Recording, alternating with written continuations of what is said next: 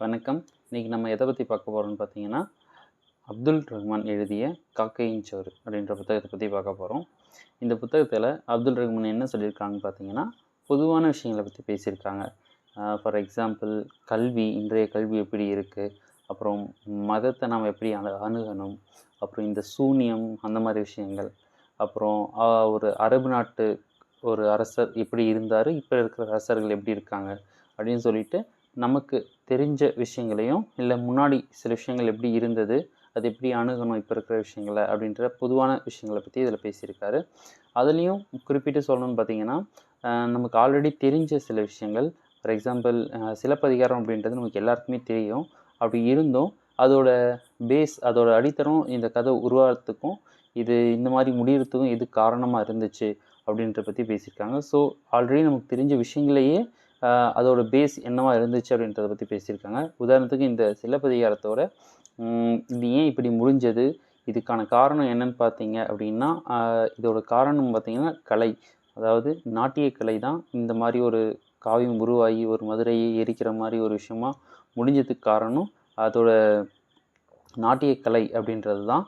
இதை இளங்கோவடிகள் அவரும் ஒரு கலைஞர், இதை எப்படி நம்ம ஓப்பனாக சொல்ல முடியும், அதுவே நம்ம கலைக்கு பண்ணுற துரோகம் இல்லையா, ஒரு கலை தப்பான விஷயன்றது எப்படி நாம் சொல்ல முடியும் ஒரு கலைஞனாக இருந்து அப்படின்றதுக்காக அவர் சில விஷயங்களை மேம்போக்காக மறைச்சிருப்பார். அது எல்லாத்தையும் இவர் அப்துல் ரஹ்மான் கொஞ்சம் உடச்சி பேசுகிற மாதிரி பேசியிருக்காங்க. இதை எப்படி கலையோடு அவங்க கம்பேர் பண்ணுறாங்கன்னு பார்த்தீங்கன்னா, ஃபஸ்ட்டு மாதவி அப்படின்றவங்களுக்கு கோவலன் போய் விழுறதுக்கு காரணமும் ஒரு கலை தான். ஏன்னா அவங்க நாட்டிய கலையில் ரொம்ப இதாக இருந்தது தொட்டு அதில் மயங்கி போய் விழுந்தாங்க. ஸோ அதே மாதிரி அந்த அரசரும் தப்பான பதில் சொல்கிறதுக்கு காரணமும் ஒரு கலை தான். ஏன்னா அந்த அரசரும் ராணியும் உட்கார்ந்து ஒரு கலை நிகழ்ச்சியை பார்த்துட்ருப்பாங்க ஒரு நாட்டிய கலையில்.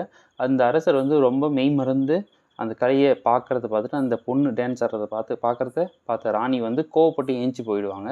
ஸோ அந்த ராணியை எப்படி நம்ம சமாதானப்படுத்தணும் அப்படின்றது தெரியாமல் யோசிச்சுட்டு இருக்கும்போது தான் ஒரு கொல்லன் இந்த மாதிரி அந்த சிலம்பை நாங்கள் கண்டுபிடிச்சிட்டோம் அப்படின்னு சொன்ன உடனே அவனை கொண்டுட்டு அந்த சிலம்பை உடனே கொண்டு வாங்க அப்படின்ட்டு அவரை எதையுமே யோசிக்காமல் ராணியை ஒரு திரும்ப நம்மக்கிட்ட பேச வைக்கணும் அப்படின்றதுக்காக ஒரு கலையோட மோகத்தில் ஒரு பண்ண விஷயந்தான் இது அப்படின்னு சொல்லிட்டு எல்லாத்தோட பேஸும் இந்த கதைக்கு கலை தான் ஒரு காரணமாக இருந்துச்சு அப்படின்றத சொல்கிறாங்க. இதெல்லாம் நமக்கு தெரியாத விஷயங்கள்.